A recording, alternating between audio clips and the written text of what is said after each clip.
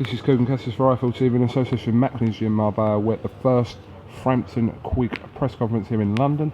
With me, I have got... Go on, say it. Say it. WBA... I don't know what you are. Have you been elevated or not? Have you been elevated? I don't know what I am myself. It's very confusing, all this. But Just say I'm the pepper champ. do you want to call yourself Just that? the pepper. Well, I am. Because the only way you can make real paper is by fighting me. Okay. True or false? I'm not going to get into this. True or false? I'm not going to get into this. I thought you didn't sit on the fence. I do sit on the fence. That press conference started off a little bit boring and a bit nice. Yep. It certainly didn't end that way. What happened? I can't remember who was the first to throw some jibes. I think it was Carl. Yeah. I think it was Named Carl. it Joe. Possibly. And then But it was funny because it was like, do you know what it reminded me of? Like a family Christmas dinner where like it's all nice at the start and then someone says something and then everyone's arguing. yeah, You, Joe, Shane, Barry, Eddie, Carl. Brilliant. fun to be honest with you. Right, let's talk some highlights from the press conference. Your trainer said that this fight will be easier than what people think and it will go early. Is that the same view you share? Whatever, I believe as a trainer I have full trust in Joe, what he comes up with, and to be honest with you, he's never been wrong yet. Don't get me wrong, the way he thinks I'm preparing for the toughest fight of my career because he's the best fighter I've fought and vice versa, so I know I've got to expect the best Frampton that there's ever. Not even, you look at his best performances, I'm going to watch them and expect 10 times more because this is a fight that makes you go and switch on and go into real finer details and make sure you've covered everything. So it's the same thing that you're going to see the best Scott Quigg you've ever seen, and the best Scott Quigg beats the best Carl Frampton. You were talking about in the press conference with Carl about previous opponents, the best opponents that the pair of you had faced. Carl, to his own admission, said that it was Kiko Martinez and Chris Avalos. Yep. And then your response to that, if you'd like to go over that again. I done what I was supposed to do 6 rounds with Chris Avalos. His dad pulled him out after 5 rounds. So that was that one. And then Kiko Martinez, it took him 9 rounds the first time when apparently Kiko believed he could win. The second time, Shane's words were he come over and handed him the belt because he didn't believe he could win. But when I fought him, Shane's words, well, he believed he could win. Well, he believed he could win against Frampton the first time and it still took him 9 rounds. He come believing he could win against me and I landed the shot in 2 rounds. I know that the shot that Frampton stopped him within the 9th that time was a peach of a shot, and that's what you have to hit Martinez with. It was just that I found the gap earlier. Carl Frampton's performance against Gonzalez in his last fight in America. What do you take from that first round, especially the 2 flash knockdowns? What do you take from that? I don't take much from it, to be honest with you. It was. Do you see weaknesses there, even though they were flash knockdowns? There was weak. Well, obviously because he got hit with the shots. So I think the biggest weakness that the biggest problem he made, in which he openly admitted himself, he thought it was going to be easy, and just thought he had to turn up. And in boxing, you can't do that. And he nearly paid the price. In the press conference, there's something that you were reluctant to talk about. Do you want to talk about it now? What? Is it something to do with sparring? Tune into the next couple of days. You'll be there, so you'll find out. You can't leave me hanging like that, Quiggy. To everyone watching, tune in on the next episode of KUGAN and Scott. I'm going to interview you every day this week, by the way. Well, up until Wednesday. yeah. What do you make of these manufactured world champion comments? I know people give you stick about the regular title and all that anyway, but the fact that you were given the title before you fought Salinas. I'm not sitting on the fence on that one, are you? No, I'm saying a fact. I'm saying a fact. But you were awarded the belt before the fight with Salinas, wasn't you? I put myself in that position. No, I'm just saying. Listen, what I'm saying to you is, hang on, don't misquote me on what I'm saying. I'm saying. I'm not misquoting. I'm quoting what's coming out of your mouth. Prior to the Salinas fight, were you or were you not the WBA super bantamweight champion? I must have been. Well, you were. That's what I'm saying. I'm not even going to dig at you. I'm just saying that's what it was. Yeah. So he has taken the belt off Kiko Martinez. No, he didn't take it off him. Well, he beat him to win it. He didn't. Kiko come over, not believing he was going to win. So basically, give him the belt.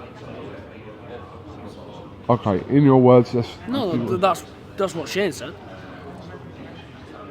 So who's the A side and who's the B side? Not that it really matters anymore. That's what I find childish. In a fight like this, there's no A side and B side. The fight's this big because he's as good as he is and I'm as good as I am. You know, people want to see this fight. There's no A and B. This fight is as big as it is because of both of us. You got the venue of your choice. Well, just made sense. They have never once, ever. So when they say he's wanted this fight and he's been chasing me for 4 years, he's never once made me an offer. Except from when he was in Matchroom, and then he made a diabolical offer, like he usually does. I've noticed this fight is called Frampton Quigg as well. Eddie Hearn said that was something that they wanted in the contract. It's Quigg Frampton. On the poster it says Frampton Quigg. Depends how you read it. As people think... If you read it drunk, you can read it as anything. Say, I'm thick, I can't speak proper, I stutter. I read backwards, so it's Quigg Frampton. Do you know what? It's one of the best press conferences I've ever been to. And I didn't think it was going to be that entertaining today. I thought It'll get better. It'll get better. It'll get better. Don't get me wrong. This is the first one, so everyone's seen how the others are playing their game. To be honest, like at the start, I thought it was just going to be civil, and I weren't going to start anything because that's not me. But when you started getting a bit jibs and jabs thrown around, I just thought it was funny. Get yourself involved. So. I don't get angry. Cal seemed got a bit angry, got a bit rattled, and it was just quite funny. Great watching, anyway. Listen, this fight ain't gonna need selling, but it certainly. Is. What's that? It is. Always needs selling. My chips need selling. Chips need selling. Those chips hammered at the minute. That. Please, we don't want a free bag of chips with a ticket. We'll pay for the chips as long as we can reserve the ticket at the minute. That's what they're coming in. Well, let me ask you, what did you make of? They all sort of chipped in with their views on this, as in regards to the Manchester Arena being more in Frampton's favour come the night, and it'll feel like Belfast. What do you make of that? It's obviously not going to. It's split 10-5. I'm personally selling all my allocation. So anyone who's got a ticket is a fan from me. So there's no way that it's going to be more of a reception for him. It'll be half and half. That's how it is. If there was 20,000 Irish in that, it still wouldn't make a difference. It just a ring's a ring, and I'm the type of person. A glass of water, Scott? No, I'm alright, thank you. I'm the type of person who it doesn't matter if there was 20,000 Irish in there. I walk to that ring fully focused and just stick to what I need to do. You know, the pressure won't get to me. I won't lose fault of the game plan that we've got. Everything's just drilled into that. So it doesn't. In a way, I'm glad the Irish are involved because they're passionate about the boxing. They know the boxing, and you know you've been over there yourself. The atmosphere they create is going to be why there's going to be such a great atmosphere in the arena. It'll be a special night, definitely. I'm more looking forward to tomorrow and Wednesday. Yeah. Before before the 27th of Feb. So Regondo is now with Rock Nation. Yeah. Fighting on the Canelo Cotto undercard. It's all very confusing. I kind of ask Eddie Hearn, and It's confusing at the end of the day. he's champion in recess, isn't he? Whatever full meaning that has. At the end of the day, this is a fight that needed to be made. So you know, we're both fighting for unified. But if there was no belts on the line, this fight is still as big. So I'm happy to represent the WBA, you know, and I'm the WBA world champion, and I'm proud to be WBA world champion. But this is, forget the titles that are on the line. It's more, I want this fight because I want to prove I'm the best. February 27th, we shall find out. Alright, Scott, unless you've got anything else to add, I will be talking to you tomorrow as well, so.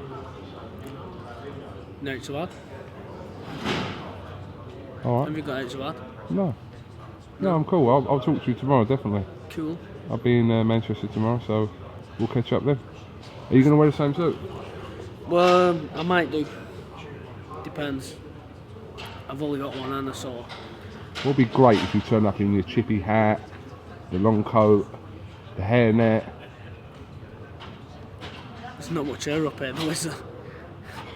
Scott Quigg. Gary and Phil Neville's retired, aren't they? Scott Quigg, thank you very much for talking to iFootball TV, and we'll catch up with you in Manchester tomorrow. Thank you. Cheers, mate.